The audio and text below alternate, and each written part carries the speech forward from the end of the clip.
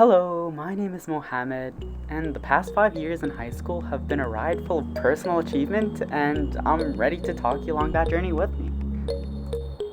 I've always been an avid runner, and since the 10th grade, challenged my physical capacity by running at the city level for my cross-country team.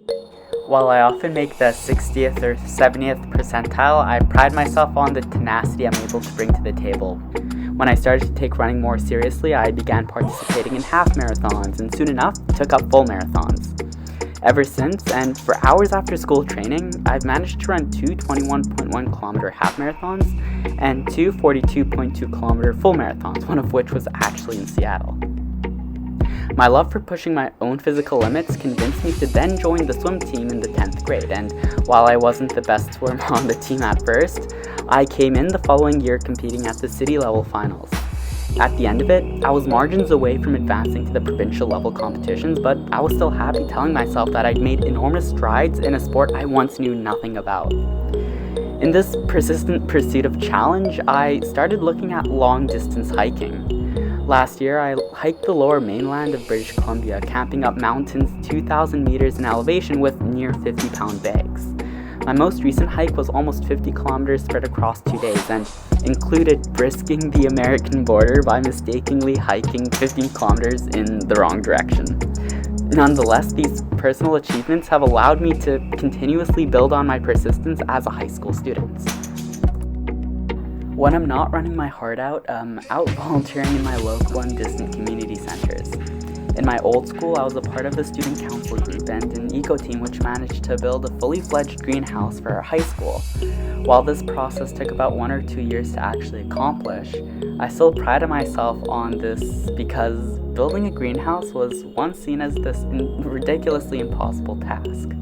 Despite having to commute 2 to 3 hours every day between cities by bus and train to actually get to school, these were still opportunities I insisted I help with. In the Britannia Community Centre I grew up in for the last 17 years, I've helped rebirth a youth council known as the Youth Voices of East Vancouver, which focuses to advocate for policy change with youth at the forefront.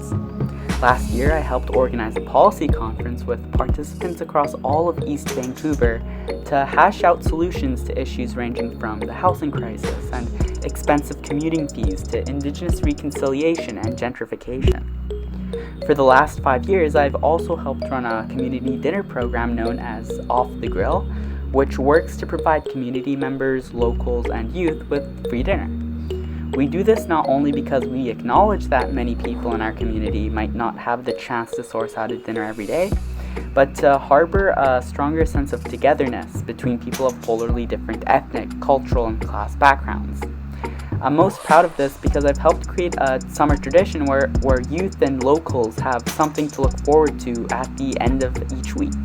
The Vancouver East Side is an unfortunately low-income community with highly racialized sub-communities, and this is honestly the least I can do for a community which has given me so much growing up. Lastly, but likely most importantly, is my scientific research. Ever since the 8th grade, I've been competitively involved in science fairs, and by the 9th grade, I'd engineered a chemically modified orange peel and eggshell filtration system that could uptake lead from water along pipe systems. With this, I'd won gold amongst a physics, engineering, and innovation award at my regional science fair, then went on to represent the province of British Columbia on the national scale Canada-wide science fair, where I later won a silver medal.